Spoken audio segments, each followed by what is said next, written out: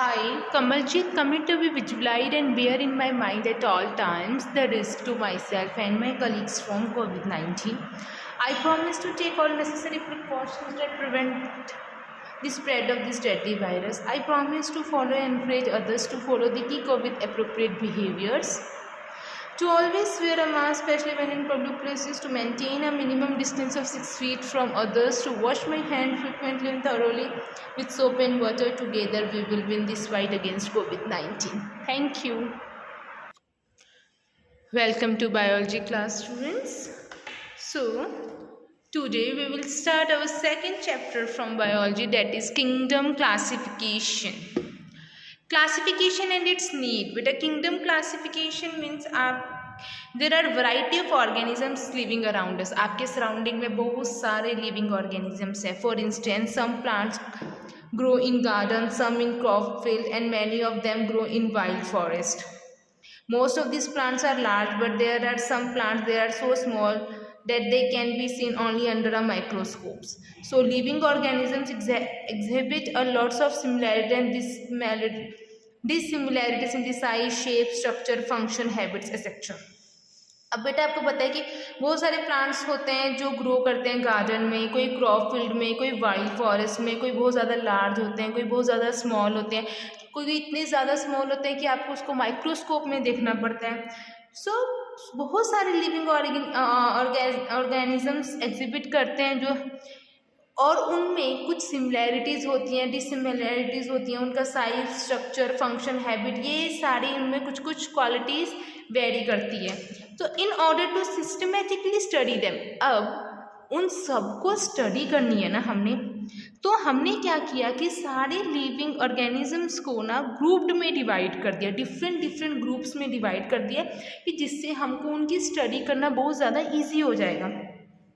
The kind of division that enable us to easily and systematically study the living organisms is known as classification. Classification मतलब होता है कि हमने जितने भी living organisms को अलग अलग ग्रुप्स में डिवाइड कर दिया है, जिससे हमको उनकी स्टडी करना आसान हो जाए. So in other words we can say that the method of arranging organisms into group, मतलब ऐसा मेथड जहाँ पर हमने ऑर्गेनिजम्स को ग्रुप में अरेंज कर दिया है, उनकी सिमिलैरिटीज़ और इन डिफरेंसेस को देख के उसको बोलते हैं क्वालिफिकेशन. बायोलॉजी की ऐसी ब्रांच जो क्लासिफिकेशंस को डील करती है उसको बोलते हैं taxonomy. May I clear to you all बच्चा? No, advantage of classification. Classifications के क्या एडवांटेज होते हैं? It help us to study a large variety of living organisms, मतलब हम बहुत ज़्यादा लिविंग ऑर्गेनिजम्स को, लार्ज वैरायटी के लिविंग ऑर्गेनिजम्स को स्टडी कर सकते हैं ईजिली और systematically. It help us to place any new species found under a suitable category. ये हमको हेल्प करता है कि अगर हमने कोई न्यू स्पीशीज़ फाउंड की तो ये कौन सी कैटेगरी में आ रही है, कौन से ग्रुप में आ रही है. It aid in generalize of these group characters. This help in the elimination of the need to remember characters of each member of the group. मतलब अगर कैटेगरी में डिवाइड होगा, हमको पता है कि हाँ ये इस ग्रुप में आ रहा है, तो हमको ज़्यादा मतलब कि छानबीन करने की ज़रूरत नहीं है, या तो ज़्यादा हमको रिमेंबर करने की ज़रूरत नहीं है. हमको पता होगा कि हाँ इस ग्रुप के अंदर ये स्पीशीज़ है. Classification help to build inter relation between different, मतलब कि क्लासिफिकेशन से हमको उनके इंटर रिलेशनशिप्स का पता चलता है जो डिफरेंट ऑर्गेनिजम्स के बीच में होता है. It also enable us to understand the process of evolution. Evolution की प्रोसेस को हम समझ सकते हैं from simple organisms to more complex, मतलब सिंपल से सिंपल ऑर्गेनिजम्स को और कॉम्प्लेक्स से कॉम्प्लेक्स ऑर्गेनिजम्स को हम प्रोसेस ऑफ एवोल्यूशन को अंडरस्टैंड कर सकते हैं because of this classifications. Now plan of classifications. We follow a plan of classification for better understanding of living organisms. जितने भी आपके सराउंडिंग में लिविंग ऑर्गेनिजम्स हैं ना, उनको अंडरस्टैंड करने के लिए हमने एक क्लासिफिकेशन प्लान किया. It is based on similarities in characteristics of this organisms. The ones at top level show least similarities in characteristics. However, as we progress down to lower level, the organisms share more common features. मतलब जो सबसे ऊपर है उनमें सबसे कम similarities है, मतलब बहुत कम चीज़ें सिमिलर होंगी. जितना हम नीचे आते जाएंगे, बिलो आते जाएंगे, उतना ज़्यादा वो ऑर्गेनिजम्स एक दूसरे के साथ फीचर्स को शेयर करेंगे. Kingdom is the largest unit of classification, जो किंगडम है वो लार्जेस्ट यूनिट है क्लासिफिकेशन का, ठीक है। While species is the smallest unit of classification, ये क्या है बेटा, बायोलॉजिकल क्लासिफिकेशन सिस्टम में सबसे लार्जेस्ट यूनिट क्या है, किंगडम। किंगडम से phylum, class, order, family, genes, species, तो ये क्या है, बायोलॉजिकल क्लासिफिकेशन सिस्टम है। सबसे पहले we will discuss about species, okay. The organisms under one species resemble each other very closely. They are similar in their living habitats, their body parts, and most important, they can reproduce among themselves. Thus, we can define a species, a group of organisms that share common characteristics and can reproduce among themselves. Okay, species क्या है बेटा, ऐसे organisms, ऐसी species जो एक दूसरे से बहुत ज़्यादा रिजेंबल करती है, सेम दिखती है, उनका लिविंग हैबिटेट, उनके बॉडी पार्ट्स, मोस्ट इम्पॉर्टेंट मतलब वो एक दूसरे के साथ रिप्रोड्यूस करते हैं, वो रिप्रोड्यूस करते हैं अमंग देमसेल्व्स, तो वो ऐसे स्पीशीज़ को बोलते हैं ग्रुप ऑफ ऑर्गेनिजम्स। ऐसे ग्रुप ऑफ ऑर्गेनिजम्स जो शेयर करते हैं कॉमन कैरेक्टरिस्टिक्स और रिप्रोड्यूस करते हैं अमंग देमसेल्व्स, सो उनको बोलते हैं species. For example, chimpanzee and gorilla. Chimpanzee and gorilla are close relative, but they do not share similar characters. अब चिंपैंजी और गोरिल्ला ये दोनों क्लोज रिलेटिव्स हैं, लेकिन ये एक दूसरे से साथ सिमिलैरिटीज शेयर नहीं करते हैं। We can easily spot them difference in their posture, development of limbs etcetera, मतलब आप उनको देख के ही समझ सकते हो कि हाँ ये दोनों जो उनके कैरेक्टरिस्टिक्स हैं वो शेयर नहीं करते हैं, बट ये दोनों बहुत ज़्यादा क्लोज हैं, रिलेटिव्स हैं।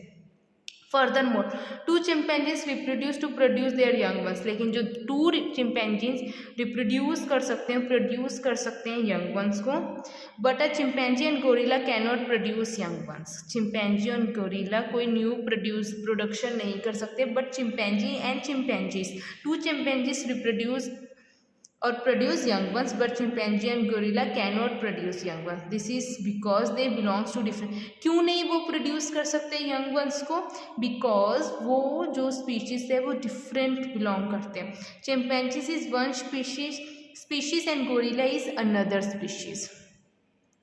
स्पीशीज क्या होती हैं? ऐसे ऑर्गेनिजम्स वो कॉमन कैरेक्टरिस्टिक्स शेयर करते हैं। ह्यूमन बीइंग एक स्पीशीज़ हो गई, गोरिल्ला एक स्पीशीज़ हो गई, चिंपैंजी एक डिफरेंट स्पीशीज़ हो गई। अगर चिंपैंजी और गोरिल्ला की बात करिए, दोनों डिफरेंट स्पीशीज़ हो गई, ये सेम स्पीशीज़ नहीं है।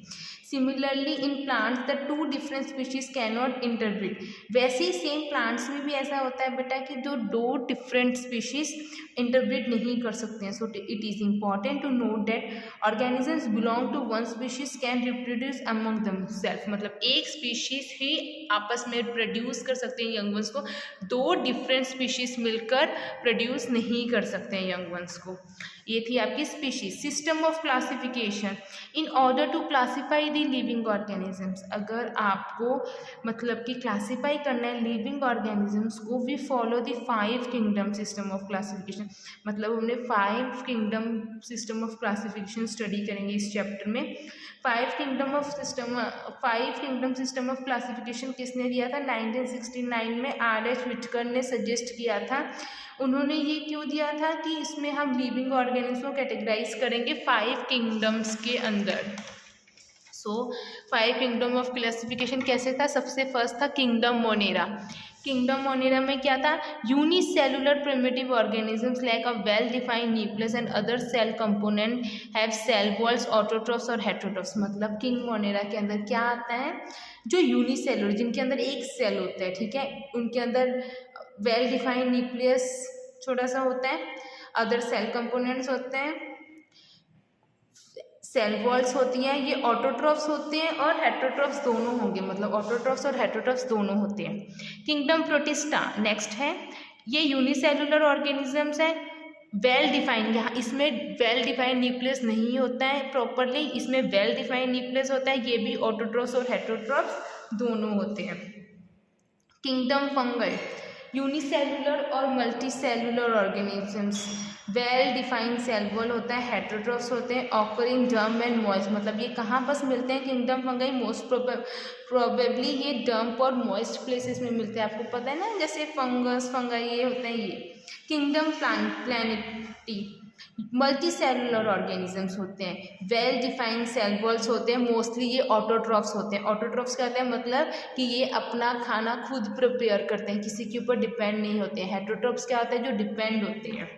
Kingdom animalia, multi cellular organisms मतलब बहुत ज़्यादा, और इनमें मल्टी सेल्स प्रेजेंट होते हैं, कोई सेल वॉल नहीं होती है, ये मोस्टली हेटरोट्रॉफ्स होते हैं। किंगडम एनिमल में हम आ जाएंगे, ह्यूमन बींग्स आ जाएंगे, एनिमल्स आ जाएंगे। किंगडम प्लांटी में प्लांट्स आ जाएंगे, इसलिए ये ज़्यादातर क्या होते हैं, ऑटोट्रॉफ्स होते हैं। और किंगडम एनिमलिया हेटरोट्रॉफ्स होते हैं, क्योंकि हम अपने फूड के लिए दूसरे के ऊपर क्या रहते हैं, डिपेंडेंट रहते हैं। So this is the 5 kingdom classifications. In our next class, we will discuss about the kingdom Monera in brief. Okay, students, learn this chapter again at home. Thank you and have a nice day.